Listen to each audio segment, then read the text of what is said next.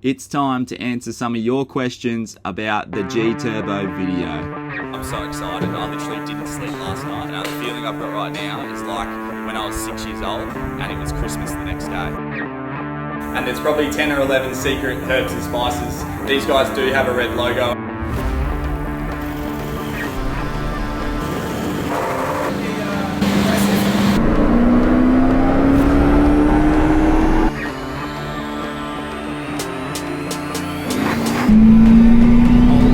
Crash course on turbos. This is our turbo we currently have. This is what we're getting. Nice and purple, pretty. Nice and purple and pretty, exactly. Pretty equals power. Give it a gutful when you come out, but hold on to the wheel. Yeah, that's pretty You guys are just seeing the first episode of this build series, but like I said, we've done 10,000 Ks since we had the Gturbo stuff done at the start of the year. So we did it all secretly so we can go back, test it. We'll never promote any products that we haven't tested ourselves. And we know that they're good before we promote them to you guys. And it's important to show you the data as well, which we're going to get into in a second. But a lot of yous, after seeing last week's video, had a lot of questions, especially regarding the transmission. Will it handle this much power? And I wanted to address that now because I am a straight shooter and I want to be completely transparent with you guys. Now, nothing's for certain. This car's done 200,000 Ks. You know, it's towed everywhere in Australia. It's probably arguably the hardest work 200 series in terms with workload, constantly full time in Australia. So that has to be said, but the multi-map is there to add mechanical sympathy to this power. So there's 4 different maps that they've thrown in this multi-map kit. Now the top map, map 4, is the 435 horsepower, all 4 wheels. Now we are not towing in that application. So there is different steps of engine output and they are tailored to each application. So tune 3 for me is my towing tune. Now this is tailor-made with AFRs. They've tweaked everything, even the transmission, how it responds with torque. They've adjusted the clutch pressure inside the transmission, all the clutching, the pressures and how it handles the power. So my point is I won't be towing in the top tune and the multi-map is there to add mechanical sympathy. So I can pick which tune I want for each application. Now the next question I wanted to discuss is why didn't Gturbo put a upgraded intercooler on the Warrior kit? So there's something coming with that. I can't tell you too much about it, but one thing I want to mention is the reason you wanted to put, well, let's firstly start with what an intercooler is. It's to force dense, cooler air into your engine and it's way better for combustion. You're going to burn the fuel more efficiently, but not only that, you're going to get response gains, all sorts of stuff. It is an all-round good thing to have your engine, all your temperatures, transmission temperatures, every temperature to be cool as possible for efficiency. The aim of the game, keep everything cool as possible and make as much power as possible to keep everything happy. So with that being said, my EGTs are sitting at around 380 degrees, towing in 5th gear with a 3.5 ton van on the flat. Now when we do go up a hill, the other day I was driving the car, towing our SKT, it was loaded and we were going up a hill in 5th gear at 100 kilometers an hour, which I couldn't do before this. Normally I could only do 5th gear on the flats and with a tailwind.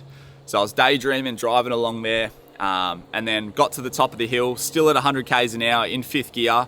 And I looked down at my EGT gauge, we hit 450, which I think is one of the top temperatures I've ever seen in this car. But anyone that knows anything about engines will know that 450 EGTs, hitting it and then coming back down is no worries at all. A lot of people think that 600 degrees is what the danger zone starts at, even with the stock intercooler. But like I said, something is coming there. And do I want the EGTs to be lower? 100%. Like I said, I want this to be as cool as possible. But do I necessarily need it? Probably not. But like I said, for longevity, I do want it to be cooler and I don't want to talk too much about what's coming.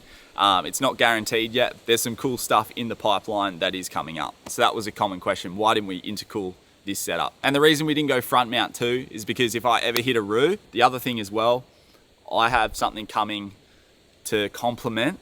Now I'm giving away too many tips here, but I've got something to complement the top mount intercooler as well. I don't want to talk too much about that because it may not happen as well, but yeah, fingers crossed it all comes through and I cannot wait to show you. Now a lot of people said, how is it possible to get triple the output and power and torque, but not triple the extra fuel? Like you're actually saving fuel at that higher output. It sounds too good to be true. I know it does. I was a skeptic as well. However, the way it works is these plus 100 injectors at full throttle can let through 100% more fuel than the stock Denso injectors that were in it before. Now, not only that, these turbos are feeding the engine a lot more air. It can take a lot more air, the air's going more efficiently, and for combustion you need fuel and air. And then you get AFRs, and we can get into all that nerdy talk. I'll leave that to the Gturbo boys, but put simply, full throttle in a stock 200 series is around 200 horsepower. We knew that because we dynoed the car when it was stock. So 200 horsepower, full throttle in a stock 200 series. Now my full throttle in Map 4 is 435 horsepower, so more than double, closer to triple, and the same with the torque. Now, for me to get 200 horsepower out of this engine now, I only have to rev the car at a fraction of the throttle position to get that amount of power out of this car now. And that means that the car isn't working as hard to get the same amount of drive to the wheels to accelerate the car or to hold speed, put simply. And the other thing to mention is as well, these plus 100 Gturbo injectors are designed, manufactured with applied technology to squirt the fuel in a much finer mist. So the most effective way to burn diesel is in fine mist sprays rather than big drops of fuel. That is a way better way to combust the fuel, apparently. I'm not the expert, but they've explained it to me and showed me the data.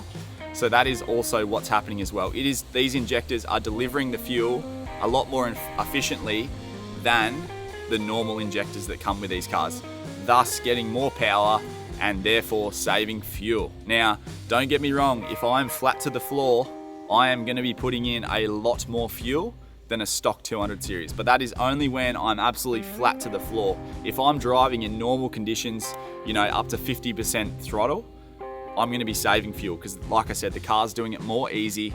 It's not needing to work as hard. And like I said, my full throttle position now is 435 horsepower, where it was 200 horsepower.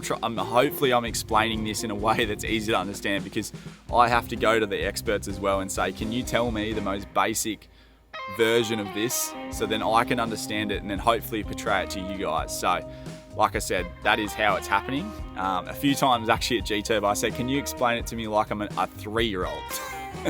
That's how I feel sometimes around those boys. They are science backed, and it's very intimidating sometimes when you talk to them, all the words they use, all the fancy stuff, and at the end of the day I'm just a dumbass Sparky. So I'm trying to explain it to you guys in the way that I understand it, but the fuel economy savings are definitely there. If you're enjoying any of these SKT uncut videos, please make sure you hit the red subscribe button. We're trying to grow this channel as well. To see how much power and torque our Landcruiser made with the Gturbo Warrior package, head over to the main channel, which just posted this video right here. And if you own any sort of diesel these days, this should scare ya. We found a ticking time bomb inside our engine with no warning light, no codes on the dash, and no weird sounds. Nothing to tell us that anything was wrong. And I got lucky. If we had missed it, it would have cost us $30,000. And the bad news is, if you own a diesel, there's a good chance you could have the same issue. Today is all about maintenance and how to do these simple checks that could save your engine. Plus, we have the towing test results from our Gturbo 400 horsepower Landcruiser. How much heat does it make, and are we saving any fuel? The results might just shock you.